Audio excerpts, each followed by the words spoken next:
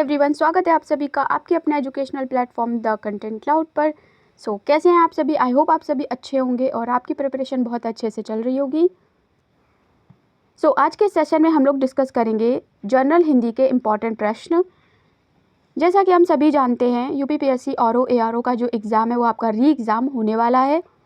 And आपका जो general Hindi का पेपर होता है शिफ्ट सेकेंड में, वो होता है आपका अलग से डेडिकेटेड। उसमें आपके 60 क्वेश्चंस पूछे जाते हैं। क्वेश्चन आपको बहुत सरल लगेंगे, देखने में लगेगा ये सभी आते हैं हमें, और आपके गलत हो जाएंगे आंसर्स अगर आपको क्वेश्चन का आंसर कंफर्म नहीं है तो। इस सेशन में हम लोग डिस्कस करेंगे तत्सम तद्भव, वाक्यांश, वर्तनी शुद्ध, वाक्य शुद्ध, विलोम, पर्यायवाची, संज्ञा विशेषण, सर्वनाम से रिलेटेड आपके कुछ प्रश्न। ये आपका एक मॉक टेस्ट है। इसमें आपको क्वेश्चन के करेक्ट आंसर के साथ साथ डिटेल में एक्सप्लेनेशन भी दिया जाएगा। चलिए वीडियो को शुरू करते हैं।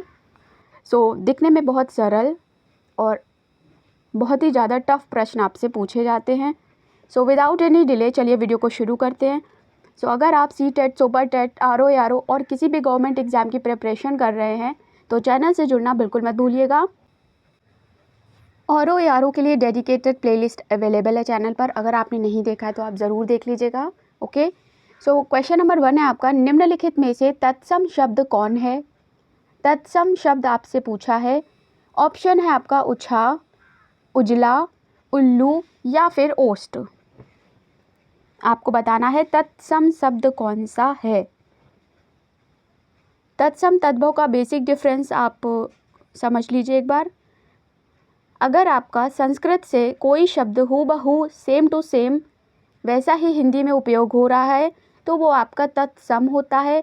अगर उसका रूप बदला हुआ है, उसमें थोड़ा चेंज हो गया है शब्द में, उसकी वर्तनी में कुछ भी, तो वो आपका तद्भव कहलाता है। ठीक है, यहाँ पे जो आपका तत्सम शब्द हो जाएगा वो होगा ऑप्शन नंबर 4, ओष्ठ। ओके, ओष्ठ आपका तत्सम शब्द है और जिसका तद्भव होता है होंठ। राइट, बढ़ते हैं अपने अगले प्रश्न की ओर। क्वेश्चन नंबर 2 आपसे पूछा गया है वाक्यांश और वाक्यांश के लिए एक शब्द। ठीक है, लेकिन आपको इसमें से बताना है वाक्यांशों और उनके लिए प्रयुक्त शब्दों के निम्नलिखित युग्मों में सही युग्म का चयन करना है। राइट, पहला ऑप्शन है कि जो स्त्री अभिनय करे वो अभिनेता, जो व्याकरण जानता हो व्याकरणिक, आंखों से परे प्रत्यक्ष, लौट कर आया हुआ प्रत्यागत। इसमें आपको सही जो है युग्म का चयन करना है। इन सभी ऑप्शंस में आपको सही वाला चूज करना है कि किसका आपको सही दिया गया है। सबसे पहले बात कर लेते हैं ऑप्शन नंबर 1 की, जो स्त्री अभिनय करे उसको कहते हैं आपका अभिनेत्री। राइट, वो आपका हो जाता है अभिनेत्री। नेक्स्ट है आपका जो व्याकरण जानता हो, तो व्याकरण जानने वाला होता है व्याकरण। राइट, व्याकरण, ये आपका शुद्ध वर्तनी में भी पूछा जाता है। सही से लिखना, इसे आना चाहिए। नेक्स्ट आपका दिया है आंखों से परे, तो जो आंखों से परे होता है वो प्रत्यक्ष नहीं होता है। प्रत्यक्ष तो हमारी नज़रों के आंखों के सामने होता है, आंखों से परे होता है आपका अदृश्य। राइट, जो चीज़ हमें दृश्य नहीं है वो आंखों से परे है। नेक्स्ट हमारा हो जाएगा लौट कर आया हुआ, यही आपका करेक्ट आंसर है, ये एकदम सही दिया गया, प्रत्यागत। राइट, बढ़ते हैं अपने अगले प्रश्न की ओर। लौट कर आया हुआ होता है प्रत्यागत, यही करेक्ट आंसर हो जाएगा। नेक्स्ट क्वेश्चन है क्वेश्चन नंबर 3, जिसका अनुभव इंद्रियों द्वारा ना हो सके इस वाक्यांश के लिए एक शब्द है। जितेंद्र, अतीन्द्रिय, ऐन्द्रिक या फिर इनमें से कोई नहीं। राइट, बताना है आपको क्या होगा करेक्ट आंसर, जिसका अनुभव इंद्रियों द्वारा ना हो सके। ओके, सो बात करते हैं ऑप्शन नंबर 1 की, जितेंद्र। तो जितेंद्र का आपका अर्थ होता है जिसने इंद्र को जीत रखा हो, ठीक है, जिसने इंद्र को जीत रखा हो। नेक्स्ट आपका होता है ऐन्द्रिक। ऐन्द्रिक का आपका अर्थ होता है इंद्रियों से संबंधित, जो भी इंद्रियों से संबंधित है, राइट। सो यहाँ पर आपका जिसका अनुभव इंद्रियों द्वारा ना हो सके वो हो जाएगा अतीन्द्रिय। सेकंड ऑप्शन आपका करेक्ट आंसर हो जाएगा। ओके, तो दिखने में तो ये प्रश्न आपके कितने सिंपल लग रहा है, लगता है कि बस हमें आता ही है, लेकिन अगर आपकी अच्छी प्रैक्टिस नहीं है तो आपसे ये गलत हो जाएगा और नेगेटिव मार्किंग होती है तो आपके मार्क्स भी कट सकते हैं। इसलिए बहुत ही ज़्यादा जब भी क्लियर हो, आपको अच्छे से प्रैक्टिस की ज़रूरत है आंसर को सही करने के लिए। बढ़ते हैं अपने अगले प्रश्न की ओर। अगला सवाल और बहुत ही ज़्यादा पूछा गया सवाल है। ओके, डिफरेंट एग्ज़ाम में ये पूछा जा चुका है। जिसकी ग्रीवा सुंदर हो उसे क्या कहा जाता है? उसके लिए एक शब्द क्या उपयुक्त होगा? पार्थिव, सुग्रीव, सुधीर या सुनील? ओके, सो डिस्कस कर लेते हैं हम लोग बारी बारी से ऑप्शंस। पहला ऑप्शन है पार्थिव। तो पार्थिव का आपका अर्थ होता है पृथ्वी से संबंध रखने वाला, राइट। जिसका संबंध धरती से होता है, पृथ्वी से होता है, वो आपका पार्थिव कहलाता है। नेक्स्ट है हमारा सुधीर। सुधीर का अर्थ होता है धीर धारण करके रखने वाला, यानी धीरज रखने वाला, ठीक है। अगला है सुनील। सुनील का अर्थ होता है गहरा नीला या गहरा काला रंग, ठीक है। सो करेक्ट आंसर अब आपको पता चल गया होगा। आंसर हो जाएगा हमारा सुग्रीव, जिसकी ग्रीवा सुंदर हो। ग्रीवा यानी अर्थ होता है आपका गर्दन से, नेक से, ओके। ग्रीव का अर्थ होता है नेक, और जिसकी सुंदर हो ग्रीवा तो वो है Sugriva. Second option is the correct answer. बढ़ते हैं अगले प्रश्न की ओर। सो अगर आपको वीडियो हेल्पफुल लग रही हो तो वीडियो को शेयर ज़रूर कर दें फ्रेंड्स एंड फैमिली में। नेक्स्ट क्वेश्चन है खोज करने वाला। अन्वेषक, अनुपम, अन्विति या निवेशक? खोज करने वाले को हम लोग एक शब्द में क्या कहेंगे? डिस्कस कर लेते हैं हम लोग सबसे पहले बाकी सारे ऑप्शंस। सो सेकंड ऑप्शन है आपका अनुपम, जिसका अर्थ होता है अतुलनीय, जिसकी उपमा ना की जा सके। नेक्स्ट आपका है अन्विति। अन्विति का अर्थ होता है परस्पर संबद्धता। फोर्थ ऑप्शन आपको दिया है निवेशक, अर्थात धन निवेश या फिर खर्च करने वाला। पहला ऑप्शन है आपका अन्वेषक, जिसका अर्थ होता है खोज करने वाला, ओके। सो ऑप्शन नंबर 1 आपका करेक्ट आंसर हो जाएगा। सो अगर आपको इनमें से कोई भी चीज़ इम्पॉर्टेंट लग रही हो तो आप उसे नोट डाउन कर ले, ठीक है। अगला सवाल है क्वेश्चन नंबर 6, जिसका कोई शत्रु नहीं जन्मा है, वाक्यांश के लिए एक शब्द बताइए। अजेय, शत्रुंजय, अजात शत्रु या फिर शत्रु विहीन? क्या होगा करेक्ट आंसर? सो बात करें अगर ऑप्शन नंबर 1 की अजेय, तो उसका अर्थ होता है जिसको जीता ना जा सके। नेक्स्ट ऑप्शन दिया है शत्रुंजय, यानी नेक्स्ट आपको दिया है शत्रुंजय, जिसका अर्थ होता है आपका शत्रु को जीतने वाला। अगला ऑप्शन है अजात शत्रु। अजात शत्रु होता है जिसका कोई शत्रु नहीं जन्मा हो, ओके।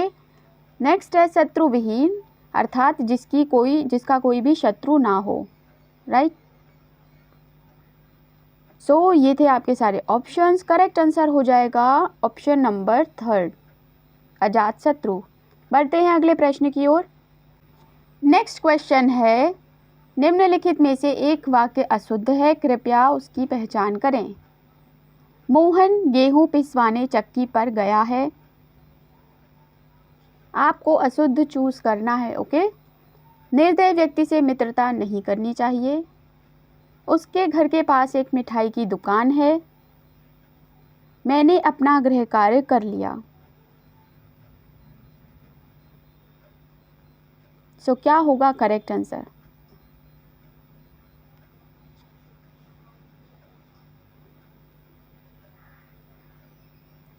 सो करेक्ट आंसर हो जाएगा आपका ऑप्शन नंबर 3। ओके। यह जो वाक्य है वो उच्चारण और व्याकरणिक दृष्टि से अशुद्ध है। इसका आपका अर्थ हो जाएगा करेक्ट, मतलब शुद्ध जो वाक्य बनेगा वो होगा उसके घर के पास मिठाई की एक दुकान है। ओके, ना कि एक मिठाई की दुकान है। सो थर्ड ऑप्शन आपका करेक्ट आंसर हो जाएगा। बढ़ते हैं अगले प्रश्न की ओर। क्वेश्चन नंबर 8 है, निम्नलिखित में से एक शुद्ध वाक्य आपको दिया गया है, उसका आपको चयन करना है, चूज करना है कौन सा ऑप्शन करेक्ट है। ऑप्शन है, प्रत्येक विद्यार्थी को चाहिए कि वह हिंदी की अनेक पुस्तकें पढ़े। नेक्स्ट, हर एक विद्यार्थी को चाहिए कि वह हिंदी की अनेक पुस्तकें पढ़े। हर एक विद्यार्थी को चाहिए कि वह हिंदी की अनेकों पुस्तकें पढ़े, या फिर हर एक विद्यार्थियों को चाहिए कि वह हिंदी की अनेकों पुस्तकें पढ़े। कौन सा ऑप्शन आपका करेक्ट है?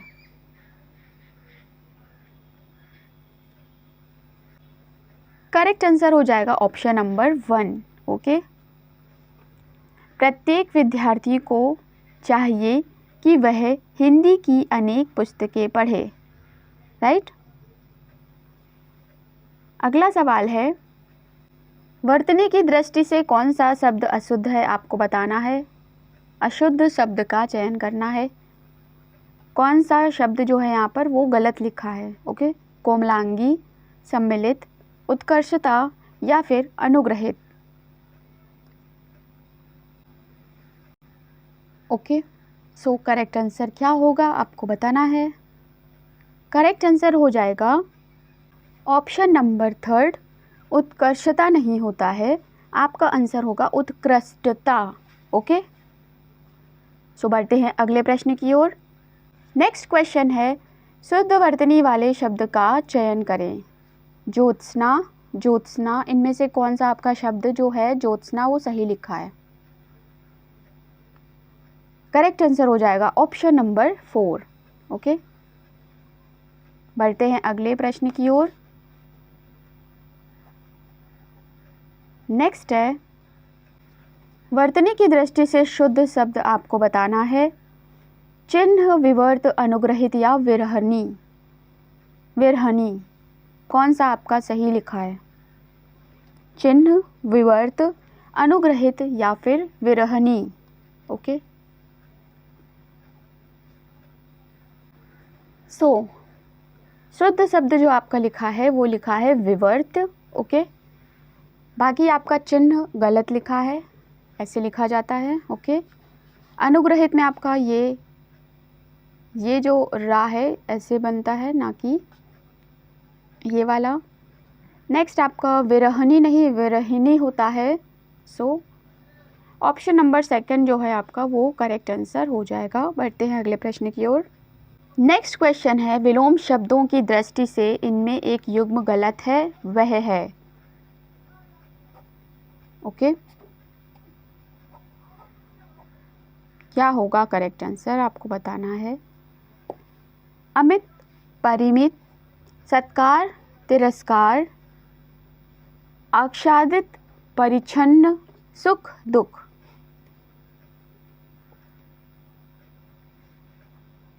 प्रश्न को पढ़ते हुए आप सबसे पहले ये मार्क कर लिया करें कि क्या आपसे पूछा गया है। ओके, जैसे विलोम शब्दों की दृष्टि से इनमें से एक युग्म गलत है, तो आपको ना अच्छे से समझ आता है और जल्दबाजी में आपका जो आंसर है वो गलत नहीं होता।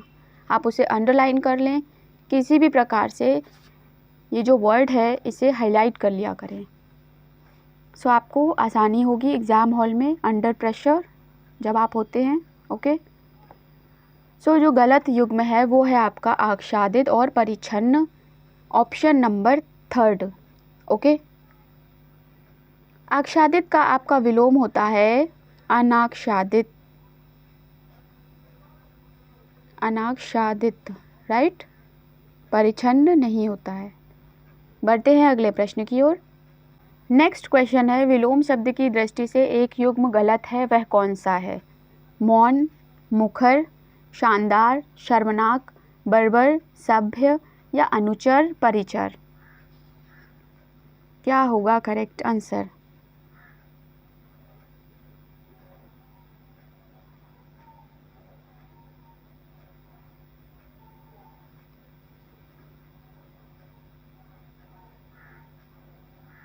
सो करेक्ट आंसर होगा आपका ऑप्शन नंबर 4, अनुचर और परिचर। यहाँ पर अनुचर और परिचर यह दोनों शब्द ही आपके पर्यायवाची हैं, ओके, जिनका दोनों का अर्थ होता है सेवक। तो सेवक का विलोम क्या हो जाएगा? स्वामी, यानी आपका अनुचर का विलोम होगा स्वामी, ठीक है। बढ़ते हैं अगले प्रश्न की ओर। अगला सवाल है, अग्रज का विलोम शब्द क्या है? अग्रज का विलोम शब्द है अतुल, अक्षत, अनुज या अटल, ओके। क्या होगा करेक्ट आंसर अग्रज का विलोम? सो अग्रज का आपका अर्थ होगा, विलोम होगा अनुज, ओके। Option number 3। अतुल का विलोम होता है तुल, अक्षत का विलोम होता है विक्षत या फिर छत, अटल का विलोम होता है वितल, राइट। 3rd ऑप्शन आपका करेक्ट आंसर हो जाएगा। बढ़ते हैं अगले प्रश्न की ओर। नेक्स्ट है क्षणिक। क्षणिक का आपका विलोम क्या होगा? अल्प, शाश्वत, क्षर या विमुख। क्या होगा क्षणिक का विलोम? अल्प का जो विलोम होता है वो होता है अति, क्षर का विलोम होता है अक्षर, ओके, अक्षर, विमुख का विलोम होता है सम्मुख। आपका जो शाश्वत है वो करेक्ट आंसर हो जाएगा, ओके। करेक्ट आंसर होगा 2nd ऑप्शन। बढ़ते हैं अगले प्रश्न की ओर। अगला है, नेक्स्ट क्वेश्चन है आपका, आविर्भाव का सही विलोम शब्द क्या है? अनास्था, अनिकेत, तिरोभाव या फिर अनावृष्टि। आविर्भाव का सही विलोम क्या होगा? अनास्था का विलोम होता है आस्था, अनिकेत का होता है निकेत, अनावृष्टि का होता है अतिवृष्टि। अर्थात जो आपका आविर्भाव है इसका सही विलोम शब्द हो जाएगा तिरोभाव, ओके। तिरोभाव यानी ऑप्शन नंबर 3rd। आविर्भाव का आपका अर्थ होता है जन्म, प्रकट या फिर कोई उत्पन्न हुआ हो, आविर्भाव। और तिरोभाव का अर्थ होता है अदृश्य हो जाना, गोपनीय होना, इस प्रकार से, ठीक है। नेक्स्ट है क्वेश्चन नंबर 17। निम्नलिखित में से कौन सा शब्द मेघ का पर्यायवाची नहीं है? पयोधर, जलधर, वारिधर या फिर दामोदर। आपसे पर्यायवाची पूछा है मेघ का, कौन सा नहीं है, ओके। सो करेक्ट आंसर हो जाएगा option number 4, Damodar, okay. Damodar का आपका अर्थ होता है श्री कृष्ण या फिर भगवान विष्णु। बढ़ते हैं अगले प्रश्न की ओर। सो 4th option is the correct answer. Next है आपका कि कपड़ा का पर्यायवाची नहीं है। कपड़ा का पर्यायवाची आपसे पूछा गया है, कौन सा नहीं है? वस्त्र, पट, वसन या फिर वासन। सो करेक्ट आंसर हो जाएगा ऑप्शन नंबर 4, वासन, ओके। वासन का अर्थ होता है आपका निवास करना या फिर किसी स्थान विशेष पर रहना। अगला है, निम्नलिखित में से कौन सा शब्द लक्ष्मी का पर्यायवाची नहीं है? रमा, इंदिरा, कमला या फिर भारती। सो करेक्ट आंसर आपका होगा यहाँ पर ऑप्शन नंबर 4, ओके। भारती। भारती का आपका जो भी पर्यायवाची है वो होते हैं शारदा, बागेश्वरी, बागदेवी, हंसवाहिनी, सरस्वती आदि, राइट। और लक्ष्मी के बाकी ये हैं रमा, इंद्रा, कमला, पद्मा आदि। सो करेक्ट ऑप्शन हो जाएगा 4th वाला। अगला है बिजली शब्द का पर्यायवाची क्या है? चमक, सौदामिनी, प्रकाश, इनमें से कोई नहीं। करेक्ट आंसर हो जाएगा ऑप्शन नंबर 2 सौदामिनी, ओके। बिजली का अन्य पर्यायवाची भी आप देख लीजिए, जैसे कि चपला, धनप्रिया, इंद्रवज्रा, ओके आदि। So second option is the correct answer. बढ़ते हैं अगले प्रश्न की ओर। क्वेश्चन नंबर 21, मीमांसा का सही पर्यायवाची शब्द है स्वरूप, सुविज्ञता, समालोचना या निष्क्रिय। मीमांसा का पर्यायवाची बताना है आपको।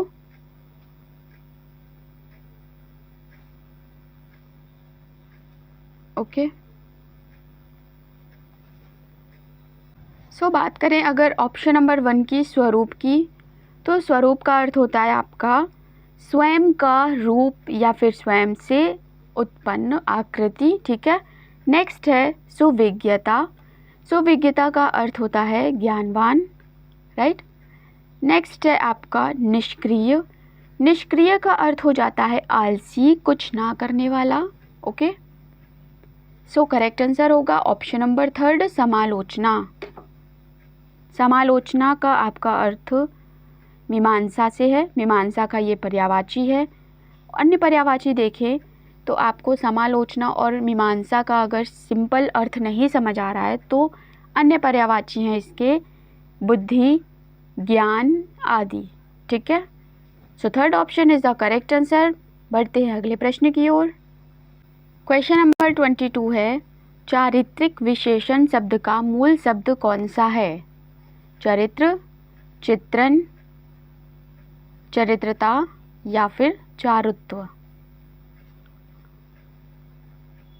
सो करेक्ट आंसर हो जाएगा ऑप्शन नंबर 1 चरित्र। बढ़ते हैं अगले प्रश्न की ओर। क्वेश्चन नंबर 2 है कि मानसिक विशेषण किस मूल शब्द से बना है? मान, मानस, मनस या मनीष। मानसिक विशेषण आपका बना है मनस शब्द से, ओके। इसका मूल शब्द है मनस। अगला है क्वेश्चन है कि सतीश चंचल बालक है, इस वाक्य में चंचल शब्द क्या है? विधेय विशेषण, गुणवाचक विशेषण, सार्वनामिक विशेषण या फिर प्रविशेषण।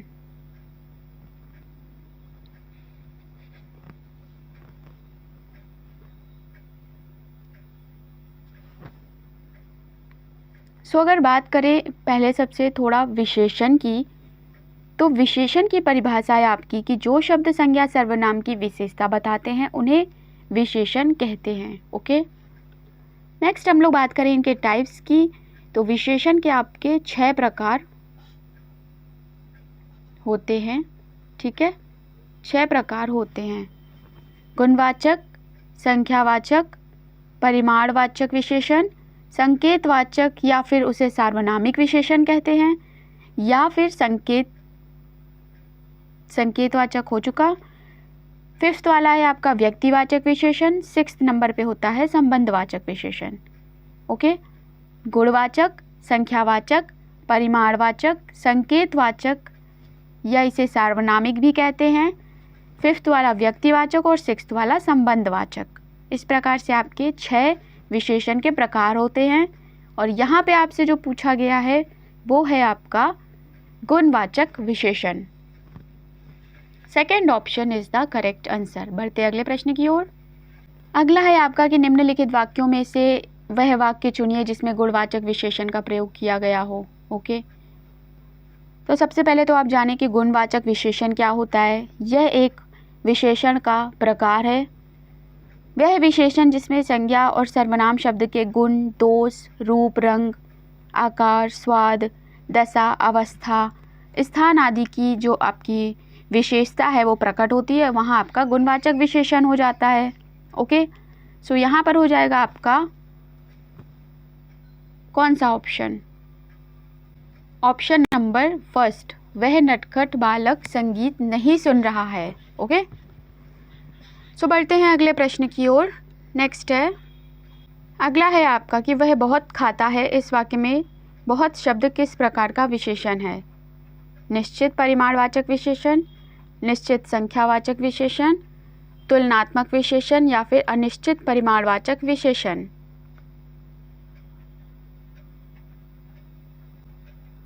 वह बहुत खाता है, इस वाक्य में बहुत क्या है? तो आपका जो बहुत है वो हो जाएगा अनिश्चित परिमाणवाचक विशेषण। ओके, बहुत से आपको कुछ भी एक क्वांटिटी का क्लियर नहीं हो रहा है कि कितना है, ज़्यादा कम, बहुत ज़्यादा, इसलिए आपका ये अनिश्चित परिमाणवाचक विशेषण हो जाएगा। अगला प्रश्न है कि करपट का तद्भव रूप क्या होगा? यह आपका इम्पॉर्टेंट है। करपट, खरपट, सरपट, इस प्रकार से आपसे पूछा जाता है। ओके, तो करपट का अर्थ होता है कपड़ा। Option number 4 is the correct answer. बढ़ते हैं अगले प्रश्न की ओर। अगला प्रश्न है, अभ्यंतर का तद्भव शब्द क्या होगा? अंतर, भीतर, बाहर या फिर गहरा? अभ्यंतर का तद्भव शब्द क्या होगा? तो अभ्यंतर आपका एक तत्सम शब्द है और इसका तद्भव होगा भीतर, राइट? बढ़ते हैं अगले प्रश्न की ओर। बात करें अगर बचे हुए ऑप्शंस की, तो आपका जो गहरा है, गहरा आपको शब्द दिया गया है ऑप्शन नंबर 4, यह आपका तद्भव है। ओके, और इसका तत्सम हो जाता है गंभीर, राइट? अगला आपको दिया है अंतर।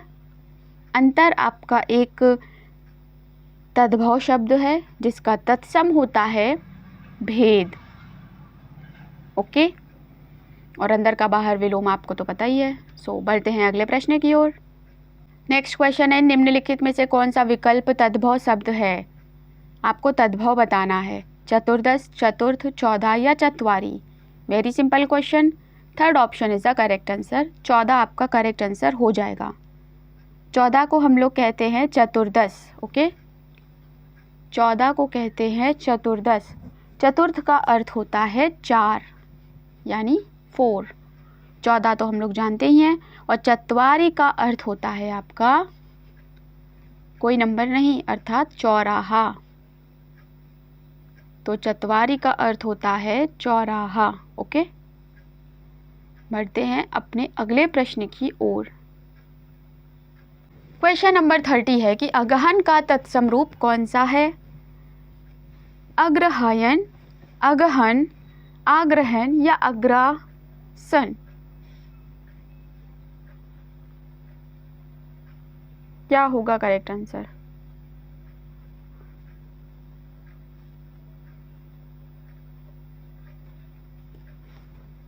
सो करेक्ट आंसर हो जाएगा आपका ऑप्शन नंबर फर्स्ट, अग्रहायन। ओके, अगहन का तत्सम होता है अग्रहायन, ये आपका तद्भव है। अगहन का अर्थ होता है मार्गशीर्ष, जो कि आपका एक हिंदू कैलेंडर का एक मंथ है, महीना है। ओके, बढ़ते हैं अगले प्रश्न की ओर। मार्गशीर्ष भी आपसे पूछा जाता है कि मार्गशीर्ष का अर्थ क्या है? तो मार्ग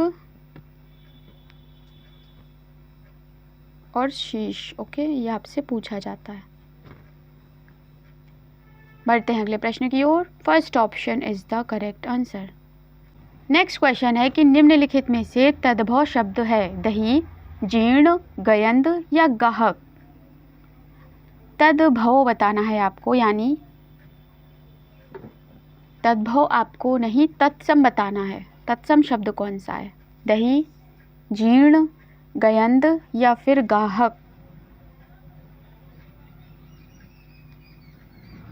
तो जो तत्सम शब्द है सेकंड ऑप्शन जीर्ण। ओके, जीर्ण का अर्थ होता है झीना या फिर कुछ फटा पुराना सा। ओके, बढ़ते हैं अगले प्रश्न की ओर। 32 नंबर क्वेश्चन है कि अपरिणीत शब्द निम्नलिखित में से किस वाक्यांश के लिए प्रयुक्त हुआ है जिसका परिणाम ना निकला हुआ हो, जिसका विवाह ना हुआ हो, जिसका विवाह हो चुका हो, जो देखने में प्रीतिकर ना हो। अपरिणीत का अर्थ क्या होता है? बात करें अगर बाकी ऑप्शंस की, तो जो देखने में प्रीतिकर ना हो वो होता है आपका अप्रीतिकर। अप्रीतिकर। ओके, अगला है आपका कि जिसका विवाह हो चुका हो, तो वो होता है आपका विवाहित। ओके, नेक्स्ट है आपका कि जिसका विवाह ना हुआ हो, उसका हम लोग अपरिणीत कहते हैं, यानी आपका सेकंड ऑप्शन करेक्ट आंसर हो जाएगा। राइट, बढ़ते हैं अगले प्रश्न की ओर। अगला क्वेश्चन नंबर 33, निम्नलिखित में से किस वाक्यांश के लिए एक शब्द दुर्निवार प्रयुक्त होता है? जिसे दूर कर पाना कठिन हो, जिस पर वार करना कठिन हो, जिसे देख पाना कठिन हो, या फिर जिसे जीत पाना कठिन हो।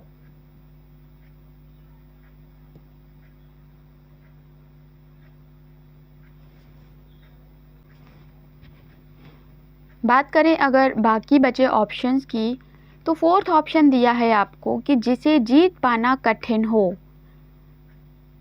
मतलब जिसे जीता ना जा सके, जिसके लिए हम एक शब्द यूज़ करते हैं अजेय। ओके, अगला है आपको थर्ड ऑप्शन जिसे देख पाना कठिन हो।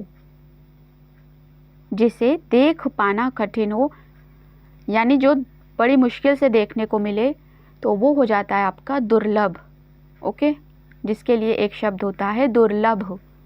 अगला है जिस पर वार करना कठिन हो, मतलब जिसको आघात करना कठिन हो, जिस पर हमला करना कठिन हो, जिसके लिए एक शब्द हो जाता है अनाहत। ओके, अगला है आपका कि जिसे दूर करना कठिन हो, अर्थात होता है आपका दुर्निवार। ओके, जिसे दूर करना कठिन हो, ऑप्शन नंबर 1 करेक्ट आंसर हो जाएगा क्वेश्चन का। बढ़ते हैं अगले प्रश्न की ओर। अगला प्रश्न है स्वेद से उत्पन्न होने वाला वाक्यांश के लिए एक शब्द बताइए। स्वेदज, पिंडज, अंडज या फिर उभयज। क्या होगा करेक्ट आंसर? ओके,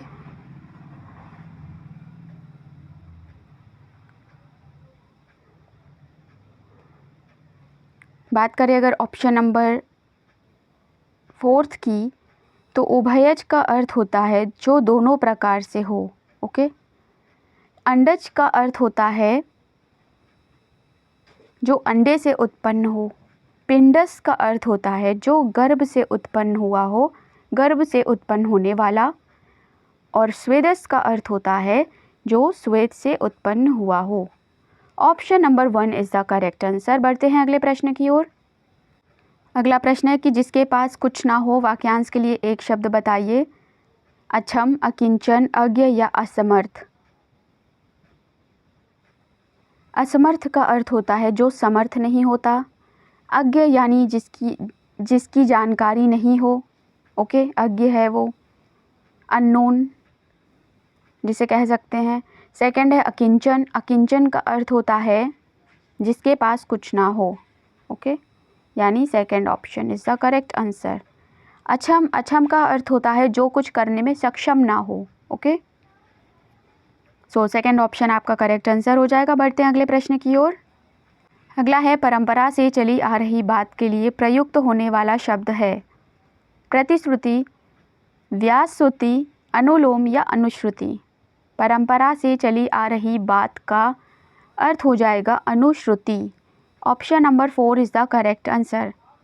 बात करें बाकी ऑप्शंस की, तो आपको ऑप्शन नंबर 3 दिया है अनुलोम। अनुलोम का अर्थ होता है ऊपर से नीचे आना। ओके, नेक्स्ट आपको दिया है व्याज स्तुति। तो व्याज स्तुति का अर्थ होता है निंदा के बहाने स्तुति करना। ओके, ये वेरी इंपॉर्टेंट क्वेश्चन है आपका, आपसे डिफरेंट फॉर्म्स में पूछा जा सकता है। ओके, व्याज स्तुति का अर्थ होता है निंदा के बहाने स्तुति। प्रतिश्रुति का अर्थ होता है गूंज या फिर प्रतिज्ञा।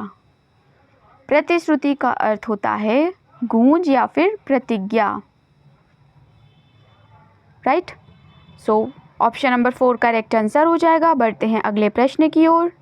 क्वेश्चन नंबर 37 है, अशुद्ध वाक्य का चयन कीजिए। पुलिस द्वारा डाकुओं का पीछा किया गया। देश के वर्तमान मौजूदा हालात ठीक नहीं हैं। मैं पुस्तकालय में नित्य समय पर पहुंचता हूं। या तुम चिंता ना करो, मैं कोई ना कोई रास्ता निकालूंगा। अशुद्ध वाक्य आपको ढूंढना है। सो करेक्ट आंसर हो जाएगा सेकंड ऑप्शन, देश की वर्तमान मौजूदा हालात ठीक नहीं हैं। बढ़ते हैं अगले प्रश्न की ओर। 38 नंबर क्वेश्चन है, निम्नलिखित में से एक वाक्य शुद्ध है, आपको बताना है वो कौन सा है। सो करेक्ट आंसर हो जाएगा ऑप्शन नंबर 4। इसके बावजूद हम लोगों से हिंदी लिखने में बहुत भूलें होती हैं। यह आपका शुद्ध वाक्य है। ओके, बहुत ही ज़्यादा इम्पॉर्टेंट और डिफ़िकल्ट टाइप ऑफ क्वेश्चन है ये। बढ़ते हैं अगले प्रश्न की ओर। नेक्स्ट है, निम्नलिखित में से शुद्ध वाक्य बताना है। शुद्ध वाक्य क्या है आपको बताना है। करेक्ट आंसर हो जाएगा ऑप्शन नंबर 3, यह कविता अनेक भाव प्रकट करती है। यह आपका शुद्ध है। राइट, अगला है, मुझसे यह काम संभव नहीं हो सकता। इसमें आपका शुद्ध होगा मुझसे यह काम नहीं हो सकता। ठीक है, इतना मुश्किल करने की क्या ज़रूरत है। अगला आपको दिया है, वह बिल्कुल बात नहीं करना चाहता। वह बिल्कुल भी बात नहीं करना चाहता। इसमें इसका शुद्ध होगा वह बिल्कुल बात नहीं करना चाहता। इसमें भी एक्स्ट्रा है। ओके, नेक्स्ट देखें कि इन दोनों में केवल यही अंतर है। तो केवल लगाने की क्या आवश्यकता है, इन दोनों में यही अंतर है बस। ओके, इसलिए थर्ड ऑप्शन आपका शुद्ध हो जाएगा। अगला है नंबर 40, निम्नलिखित में से अशुद्ध वर्तनी वाला शब्द बताना है। इनमें से कौन सा अशुद्ध वर्तनी वाला शब्द है। ओके, सो करेक्ट आंसर हो जाएगा ऑप्शन नंबर 4 पौराणिक।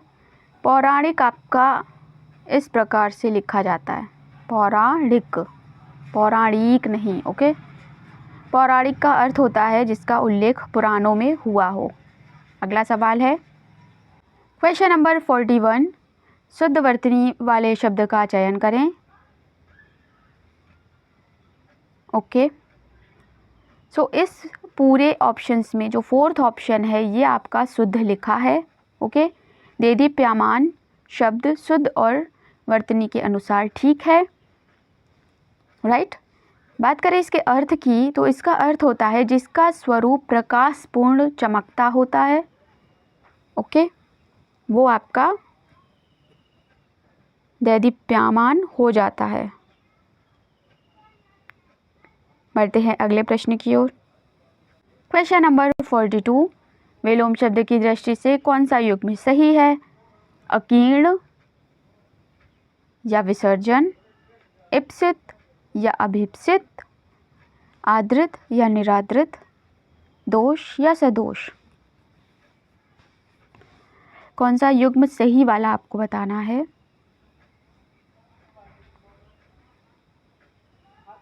सो जो करेक्ट आंसर होगा वो होगा थर्ड ऑप्शन। ओके, आदृत और निरादृत का विलोम यहाँ पर सही है, बाकी सभी में कोई कोई गलती है।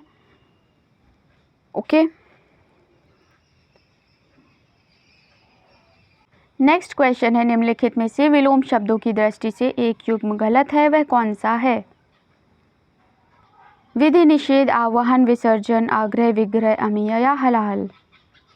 सो करेक्ट आंसर हो जाएगा थर्ड वाला, आग्रह विग्रह। ओके, आग्रह का अर्थ होता है अनुरोध करना, दुराग्रह का अर्थ होता है विरोध करना, ओके। विग्रह का अर्थ होता है आपका अलग करना, और संग्रह का अर्थ होता है इकट्ठा करना। इसलिए इन सभी में आप कंफ्यूज नहीं होइएगा, ठीक है। सो बढ़ते हैं अपने अगले प्रश्न की ओर। अगला प्रश्न है, समष्टि का विलोम शब्द क्या होगा? समष्टि का विलोम शब्द होगा आपका विशिष्ट, व्यष्टि, अशिष्ट या फिर अपुष्टि।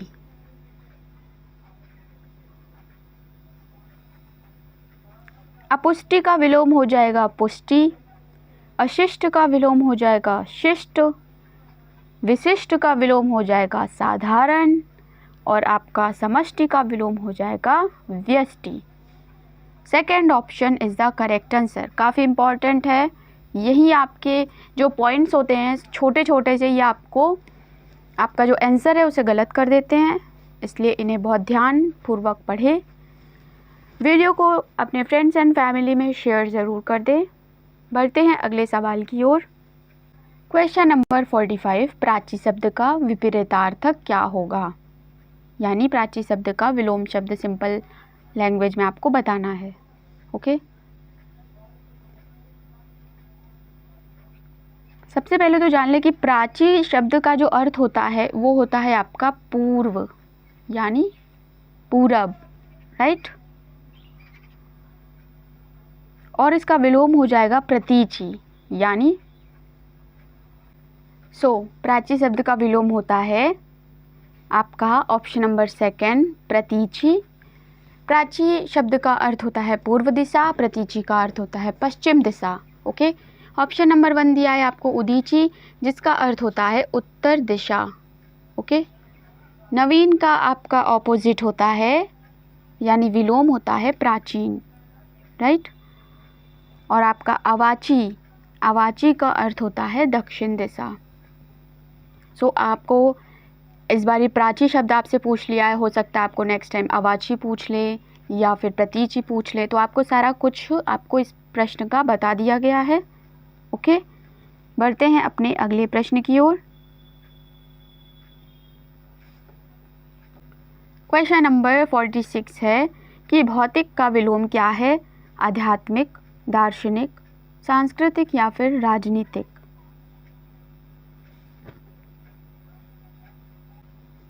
आध्यात्मिक का विलोम हो जाएगा भौतिक और भौतिक का विलोम हो जाएगा आध्यात्मिक, यानी option number 1 is the correct answer. बढ़ते हैं अगले प्रश्न की ओर। क्वेश्चन नंबर 47 है, निम्नांकित शब्दों में कौन सा एक शब्द माता का पर्यायवाची नहीं है? अम्ब, अम्बु, अम्बा या जननी? माता का पर्यायवाची नहीं है, आपको बताना है, ओके।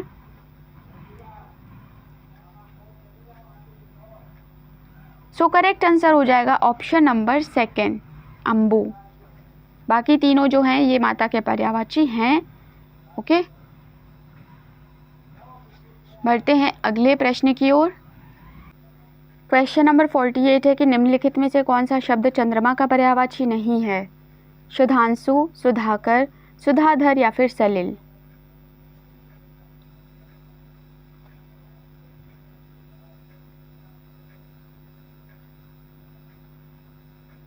क्या होगा करेक्ट आंसर?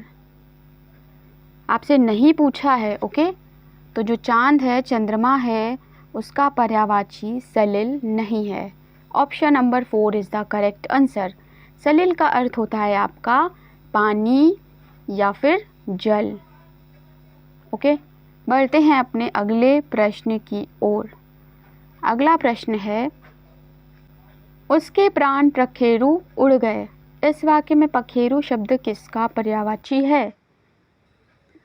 तो जो पखेरु शब्द है ये आपका पक्षी का पर्यायवाची है, ओके। बात करें अगर ऑप्शन नंबर सेकंड जल्दी की, तो जल्दी का आपका पर्यायवाची होता है जल्दबाजी, हड़बड़ी, आतुरता आदि, ओके। पखवाड़ा का अर्थ होता है 2 सप्ताह, यानी 15 दिन, ओके। और यहाँ पे 4th ऑप्शन दिया है पखारना, तो पखारने का अर्थ होता है पैर धोना या फिर साफ करना, बढ़ते हैं अपने अगले प्रश्न की ओर। सोना का पर्यायवाची शब्द क्या है? सोना का अर्थ यहाँ पर गोल्ड से है। ओके, अर्क, वक्र, माणिक्य या फिर कनक। ओके,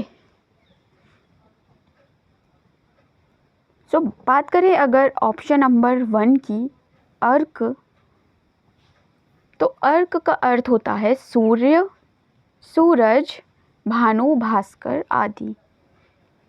सेकंड ऑप्शन है वक्र, वक्र का अर्थ होता है टेढ़ा, तिरछा, बांका। ओके, माणिक्य दिया है आपको थर्ड ऑप्शन में, तो माणिक्य का अर्थ होता है रत्न, पद्मराग आदि। ओके, सो इनमें से कोई भी अगर आपसे प्रश्न पूछे तो आपको उसका आंसर पता होना चाहिए कि अर्क, वक्र, माणिक्य इनके पर्यायवाची क्या क्या हैं। ओके, या ये किसके पर्यायवाची हैं। फिलहाल के लिए करेक्ट आंसर हो जाएगा ऑप्शन नंबर 4। बढ़ते हैं अगले प्रश्न की ओर। क्वेश्चन नंबर 51 है, आकाश का पर्यायवाची शब्द क्या है? तो आकाश का पर्यायवाची शब्द होगा आपका शून्य। Second option is the correct answer. बात करें अगर यहाँ पर ऑप्शन नंबर 1 की, तो दिया गया है आपको सहकार। सहकार का पर्यायवाची होता है ध्रुव, अचल, अडिग। ओके, ध्रुव, अचल और अडिग। थर्ड ऑप्शन दिया है प्रभा, तो प्रभा का तो हम सभी को पता है रश्मि, दीप्ति, किरण, ये सभी हमारे प्रभा के पर्यायवाची हैं। ऑप्शन नंबर 4 आपको दिया है मंडली, तो मंडली का पर्यायवाची होता है समूह, टोली। ओके, सो सेकेंड ऑप्शन यहाँ पे करेक्ट आंसर हो जाएगा। बढ़ते अगले प्रश्न की ओर। सो यहाँ हमारे 50 क्वेश्चंस फिनिश हो चुके हैं। वीडियो को शेयर कर दें फ्रेंड्स एंड फैमिली में। ओके, जिससे कि और भी लोगों तक ये वीडियो पहुँचे। 52 नंबर क्वेश्चन है, निम्नलिखित में से कौन सा शब्द विशेषण है? आग, आग्नेय, अग्नि आदि। सो विशेषण को लेकर हम लोग की सारा ही प्रीवियस क्वेश्चन में डिस्कस कर चुके हैं हम लोग इन्फॉर्मेशन। करेक्ट आंसर हो जाएगा यहाँ पे सेकंड क्वेश्चन। ओके, आग्नेय आपका विशेषण है। आग्नेय का अर्थ होता है जो अग्नि से मिलकर बना हो, जो अग्नि से मिलकर बना हो। Okay, second option is the correct answer. बढ़ते हैं अगले प्रश्न की ओर। अगला प्रश्न है, सौर किस मूल शब्द से बना विशेषण है? सौर अर्थात सूर्य, यानी सूर्य शब्द से ये मिलकर बना विशेषण है। बढ़ते हैं अपने अगले प्रश्न की ओर। Third option is the correct answer. Question number 54 है, निम्नलिखित में से किस वाक्य में उत्तमावस्था गुणवाचक विशेषण विशेष का प्रयोग किया गया है? उत्तमावस्था आपका होता है जब दो से अधिक व्यक्तियों या वस्तुओं के बीच तुलना की जाती है और उसमें एक को श्रेष्ठता या फिर निम्नता दी जाती है, तब वह विशेषण की उत्तमावस्था कहलाती है। और यहाँ आपका करेक्ट आंसर फर्स्ट ऑप्शन हो जाएगा। परमानंद कक्षा में सबसे होशियार छात्र है। ओके, बढ़ते हैं अपने अगले प्रश्न की ओर। क्वेश्चन नंबर 55 है, निम्नलिखित शब्दों में से संज्ञा से बना विशेषण आपको पहचानना है। सुगंधित, कमाऊ, ऊपरी, सुअक्कड़, कौन सा आपका करेक्ट आंसर है?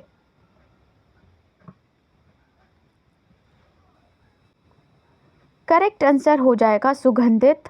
ओके, सुगंधित जो है वो सही आंसर है और इसका संज्ञा शब्द होता है सुगंध, सुगंध। ओके, नेक्स्ट क्वेश्चन है, निम्नलिखित शब्दों में से कौन सा शब्द गुणवाचक विशेषण है? गुणवाचक विशेषण से रिलेटेड सारी ही प्रीवियस क्वेश्चन में हम लोग उसकी परिभाषा, उसका सब कुछ एग्जाम्पल डिस्कस कर चुके हैं। यहाँ पे उचित आपका करेक्ट आंसर हो जाएगा। ओके, उचित यानी फर्स्ट ऑप्शन आपका सही गुणवाचक विशेषण है। बात करें अगर ऑप्शन नंबर 5 कुछ की, तो कुछ जो है वो आपका अनिश्चयवाचक सर्वनाम है। पॉइंट इम्पॉर्टेंट है, कुछ आपका जो यहाँ पर दिया गया है ये अनिश्चयवाचक सर्वनाम है, इसलिए ये आपका फर्स्ट ऑप्शन ही सही आंसर होगा। बढ़ते हैं अगले प्रश्न की ओर। कपित्थ का तद्भव शब्द है कपूर, कैथा, केला या खजूर। कपूर का तत्सम रूप होता है कर्पूर, केला का तत्सम रूप होता है कदली, ओके। खजूर का तत्सम रूप होता है खरजूर, तो कपित्थ का बचा हमारा कैथा। Second option is the correct answer. कैथा एक कठोर वृक्ष होता है, ओके, और कपित्थ का तद्भव रूप होता है कैथा। Second option is the correct answer. Question है, निम्नलिखित में से एक तद्भव शब्द बताइए। आंसू, एकत्र, वानर या फिर उच्च। तद्भव बताना है आपको, यानी बदला हुआ रूप। आंसू, एकत्र, वानर, उच्च। करेक्ट आंसर हो जाएगा आंसू। First option is the correct answer. एकत्र आपका तत्सम है, ओके, जिसका तद्भव होता है इकट्ठा। वानर आपका तत्सम है, जिसका तद्भव होता है बंदर। उच्च आपका तत्सम है, जिसका तद्भव होता है ऊंचा। और आंसू आपका तद्भव है, जिसका तत्सम रूप होता है अश्रु, okay. So first option is the correct answer. बढ़ते हैं अगले प्रश्न की ओर। क्वेश्चन है कि तत्सम तद्भव शब्दों का संगत युग्म बताओ। खरपट, खोपड़ी, शक्तु, सत्य, पर्यंक, पलंग, घोटक, घड़ा। क्या होगा correct answer? Third option is the correct answer, okay, पर्यंक, पलंग। खरपट का तद्भव आपका होता है खोपड़ी, ठीक है। शक्तु का तद्भव शब्द होता है सत्तू। पर्यंक, पलंग एकदम करेक्ट आंसर है ये। और घोटक का तद्भव शब्द होता है घोड़ा, okay. Third option is the correct answer. बढ़ते हैं अगले प्रश्न की ओर। क्वेश्चन नंबर 60, परिवाह का तत्सम रूप क्या होगा। यानी परिवाह आपको दिया है, ये तद्भव है, इसका तत्सम आपसे पूछा गया है। करेक्ट आंसर हो जाएगा आपका ऑप्शन नंबर थर्ड, प्रतिपदा। प्रतिपदा आपका करेक्ट आंसर हो जाएगा, ओके। सो वीडियो आपकी अच्छी प्रैक्टिस हो गई होगी। अगर प्रैक्टिस के लिए चैनल से जुड़ना बिल्कुल ना भूलें। आपके कितने क्वेश्चन सही हुए, आपको कितने प्रश्न पहले से आते थे, 60 में से आपके कितने मार्क्स आए बताना बिल्कुल ना भूलें कमेंट में, ओके। सब्जेक्ट से रिलेटेड कोई भी क्वेरी हो तो कमेंट में बिल्कुल आप पूछ सकते हैं। मिलते हैं नेक्स्ट वीडियो में, तब तक के लिए जय हिंद, जय भारत।